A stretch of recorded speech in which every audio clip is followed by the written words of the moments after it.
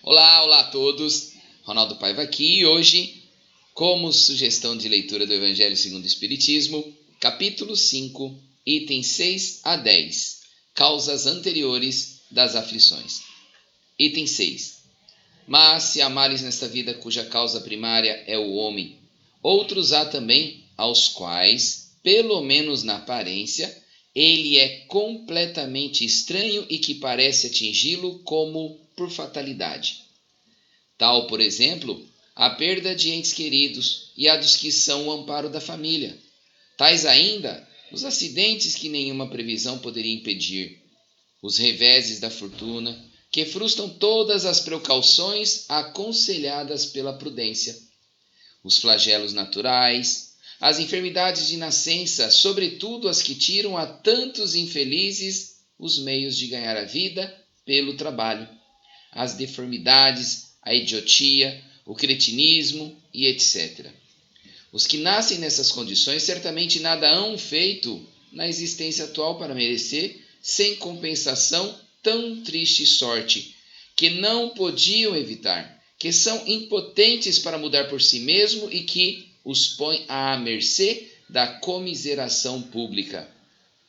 Por que, pois, seres tão desgraçados, enquanto ao lado deles, sob o mesmo teto da mesma família, outros são favorecidos de todos os modos? Que dizer, enfim, dessas crianças que morrem em tenra idade e da vida só conheceram sofrimentos? Problemas são esses que ainda nenhuma filosofia pôde resolver, anomalias que nenhuma religião pôde justificar e que seriam a negação da bondade, da justiça e da providência de Deus se verificasse a hipótese de ser criada a alma ao mesmo tempo que o corpo e de estar a sua sorte irrevogavelmente determinada após a permanência de alguns instantes na terra. Que fizeram essas almas que acabam de sair das mãos do Criador para se verem neste mundo abraços com tantas misérias e para merecerem no futuro uma recompensa ou uma punição qualquer, visto que não hão podido praticar nem o bem e nem o mal? Todavia, por virtude do axioma segundo o qual todo efeito tem uma causa, tais misérias são efeitos que hão de ter uma causa e, desde que se admita um Deus justo, essa causa também há de ser justa. Ora, ao efeito precedendo sempre a causa, se a causa, não se encontra na vida atual, há de ser anterior a esta vida, isto é, há de estar numa existência precedente. Por outro lado, não podendo Deus punir alguém pelo bem que fez, nem pelo mal que não fez, se somos punidos, é que fizemos o mal. Se esse mal não o fizemos na presente vida, tê-lo-emos feito noutra. É uma alternativa a que ninguém pode fugir e em que a lógica decide de que parte se acha a justiça de Deus. O homem, pois, nem sempre é punido ou punido completamente na sua existência atual, mas não escapa nunca às consequências de suas faltas. A prosperidade do mal é apenas momentânea. Se ele não espiar hoje, espiará amanhã, ao passo que aquele que sofre está espiando o seu passado. O infortúnio que, à primeira vista, parece merecido, tem sua razão de ser, e aquele que se encontra em sofrimento pode sempre dizer: perdoa-me, Senhor, porque pequei. Item 7. Os sofrimentos devidos a causas anteriores à existência presente, como os que se originam de culpas atuais, são muitas vezes a consequência da falta cometida, isto é, o homem, pela ação de uma rigorosa justiça distributiva, sofre o que fez sofrer aos outros. Se foi duro e desumano, poderá ser a seu turno tratado duramente e com desumanidade. Se foi orgulhoso, poderá nascer em humilhante condição. Se foi avaro, egoísta ou se fez mau uso de suas riquezas, poderá ver-se privado do necessário. Se foi mau filho, poderá sofrer pelo procedimento de seus filhos, e etc. Assim se explicam pela pluralidade das existências e pela destinação da terra como mundo expiatório as anomalias que apresenta a distribuição da ventura e da desventura entre os bons e os maus neste planeta. Semelhante anomalia, contudo, só existe na aparência, porque é considerada tão só do ponto de vista da vida presente. Aquele que se elevar pelo pensamento, de maneira a aprender toda uma série de existência, verá que a cada um é atribuída a parte que lhe compete, sem prejuízo da que lhe tocará no mundo dos espíritos, e verá que a justiça de Deus nunca se interrompe. Jamais deve o homem olvidar que se acha num mundo inferior, a qual somente as suas imperfeições o conservam preso. A cada vicissitude, cumpre-lhe lembrar-se de que, se pertencesse a um mundo mais adiantado, isso não se daria e que só de si depende não voltar a este, trabalhando por se melhorar. Item 8. As tribulações podem ser impostas a espíritos endurecidos ou extremamente ignorantes, para levá-los a fazer uma escolha com conhecimento de causa. Os espíritos penitentes, porém, desejosos de reparar o mal que hajam feito e de proceder melhor, esses as escolhem livremente. Tal o caso de um que, havendo desempenhado mal sua tarefa, pede-lhe a deixem recomeçar, para não perder o fruto do seu trabalho. As tribulações, portanto, são ao mesmo tempo expiações do passado, que recebe nelas o merecido castigo, e provas com relação ao futuro que elas preparam. Rendamos graças a Deus que, em sua bondade, faculta ao homem reparar seus erros e não o condena irrevogavelmente por uma primeira falta. Item 9. Não há crer, no entanto, que todo sofrimento suportado neste mundo denote a existência de uma determinada falta. Muitas vezes são simples provas buscadas pelo espírito para concluir a sua depuração e ativar o seu progresso.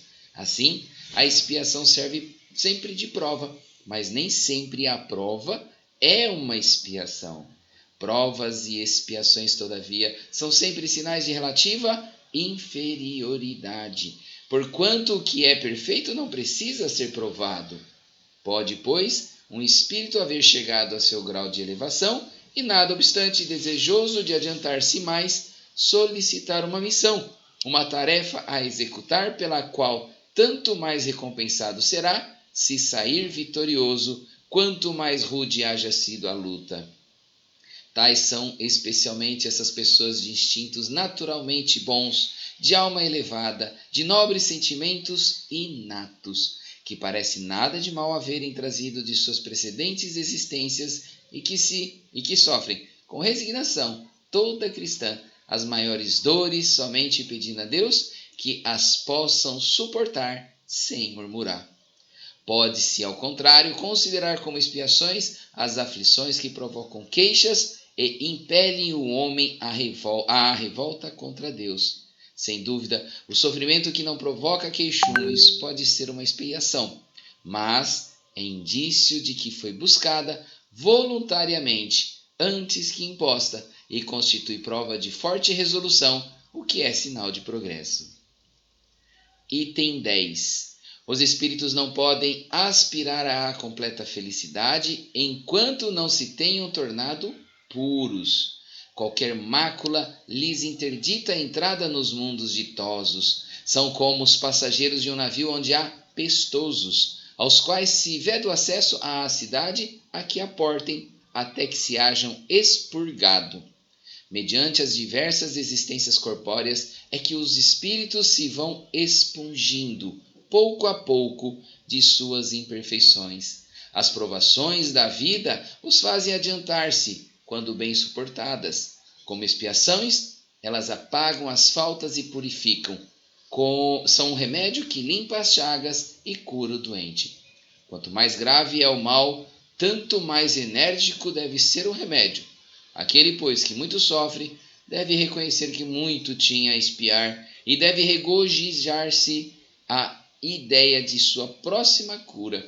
Dele depende, pela resignação, tornar proveitoso o seu sofrimento e não lhe estragar o fruto com as suas impaciências, visto que, do contrário, terá de recomeçar.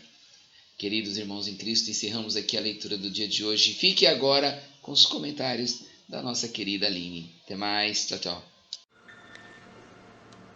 Bom dia a todos. Continuando o capítulo 5 do Evangelho segundo o Espiritismo. Hoje os itens de 6 a 10, causas anteriores às aflições.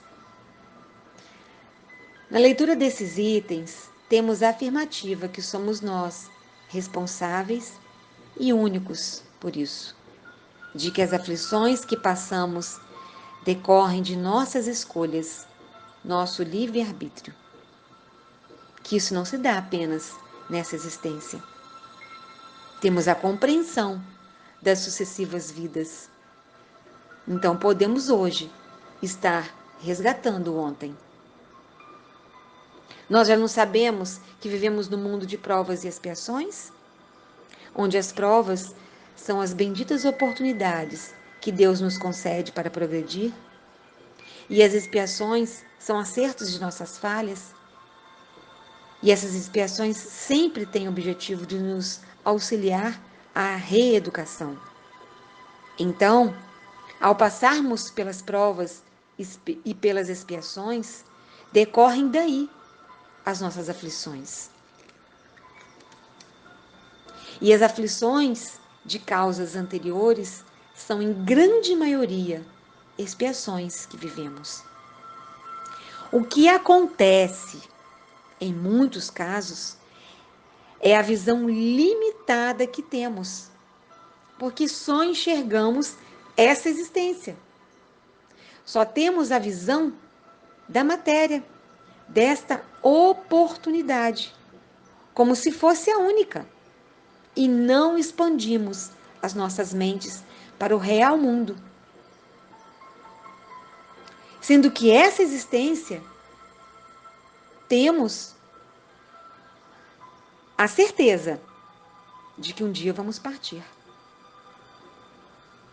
Sendo aqui apenas uma passagem, quando nascemos, quando iniciamos essa oportunidade, a única certeza que entendemos nessa existência é que um dia nós vamos partir e que as outras pessoas também se vão. Nós não compreendemos essa certeza de que um dia todos se vão. E muitas vezes geramos sentimentos negativos. Nos revoltamos. Nos deixamos, nos permitimos surgir sentimentos de revolta, de tristeza, de angústia. Nós não conseguimos aceitar uma coisa que sabemos que é uma verdade absoluta. E criamos a negativa por isso. Então nós não nos preparamos para evoluir os sentimentos, para vigiar os sentimentos e pensamentos. E isso serve para outras coisas também. Na atualidade, observemos bem os nossos comportamentos nas redes sociais. Meus irmãos e minhas irmãs, estamos em transição. Estamos em momentos de transformações. Vamos observar bem como estamos agindo, como estamos pensando. Olha a lei de atração. Deixamos aflorar em nós sentimentos de revolta, de ira, quando vemos uma publicação que não nos agrada. E no trânsito? Quando alguém nos fecha ou não dá seta antes de entrar na nossa frente? Qual é o sentimento que temos nesses momentos? Quais os pensamentos que nos tomam o coração? Nós permitimos que o mal nos domine, pois as vibrações que emitimos são negativas, tomando conta dos nossos sentimentos, dos nossos pensamentos. Vamos olhar a lei de causa e efeito? Quando estamos lançando para o universo um sentimento, Então nós estamos expelindo uma coisa. E isso sugere 3 situações ao mesmo tempo. Porque expelimos uma coisa ruim. Então nós estamos lançando essa coisa. Com isso, nós estamos repelindo o bem de chegar até nós. E, consequentemente, atraindo o que expelimos. São 3 situações que nos são geradas ao mesmo momento. Quando alguém nos dá aquela fechada no trânsito, que nós somos impulsionados a expelir um sentimento ruim, deixamos de receber o bom, porque repelimos ele e atraímos aquilo que lançamos. Então vamos pensar bem quais são as causas das nossas aflições. Porque as causas anteriores dela podem ser, em grande maioria, expiações de vidas passadas, mas também provas da vida atual. Porque estamos todos sujeitos às leis divinas, às leis de atração, às leis de causa e efeito. Mas em todas essas situações, o que vai prevalecer é o nosso livre-arbítrio. São as nossas escolhas. Ninguém decide por nós. Então, devemos refletir sobre as dores que estamos sentindo, sobre aquilo que nos incomoda. Nós já ouvimos sobre as justiças e as aflições.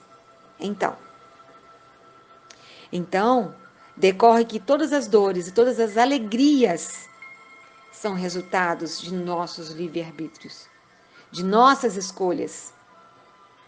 Então, se ninguém escolhe por nós, ninguém também é culpado pelo que passamos. Se nós não podemos retroceder para modificar o ontem, então que tenhamos equilíbrio para viver o hoje e assim construir o amanhã. Lembremos a lei de causa e efeito. Busquemos incessantemente, através do Evangelho de Jesus, o roteiro para a paz e para a felicidade que tanto queremos. E para finalizar esse áudio, lembrando do nosso saudoso Chico Xavier, que diz assim: cada dia que amanhece assemelha-se a uma página em branco, na qual gravamos os nossos pensamentos, ações e atitudes. Na essência, cada dia é uma preparação de nosso próprio amanhã. Então, que a paz de Jesus esteja conosco nesse dia, que possamos permitir que os nossos pensamentos e sentimentos sejam de amor, de fraternidade, de caridade, de esperança. Que possamos sentir em nós a presença de Jesus em nossos pensamentos e sentimentos. Que assim seja.